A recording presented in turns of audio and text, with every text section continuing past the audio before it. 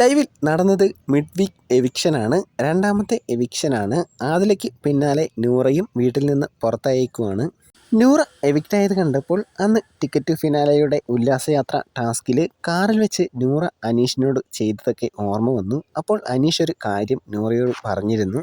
ഇങ്ങനെ ജയിച്ചതുകൊണ്ട് നൂറയ്ക്ക് ഒരു പ്രയോജനവും ഉണ്ടാവാൻ പോകുന്നില്ല എന്ന് പറഞ്ഞിരുന്നു. അതുപോലെ തന്നെയാണ് ഇപ്പോൾ സംഭവിച്ചത്. ടോപ്പ് 5-ൽ പോലും എത്താതെ നൂറ ഔട്ടായേക്കും. ബാക്കിയുണ്ടായിരുന്ന 6 പേരെയും ലിവിംഗ് റൂമിലേക്ക് വിളിച്ചിട്ട് ബിഗ് ബോസ് പറഞ്ഞു, ഇത് രണ്ടാമത്തെ എവിക്ഷനാണ്.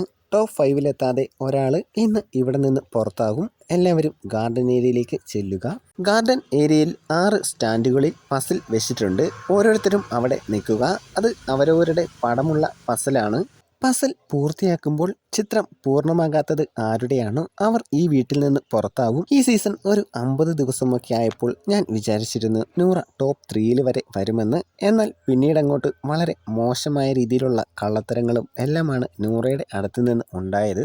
ആദിലയുടെയും നൂറയുടെയും സ്നേഹം ഷാനവാസിനോടായാലും അനുമോളോടായാലും അനീഷിനോടായാലും അവരുടെ കാര്യം നേടാൻ വേണ്ടി മാത്രമുള്ളതാണ്. അത് കഴിഞ്ഞാൽ കഴിഞ്ഞു.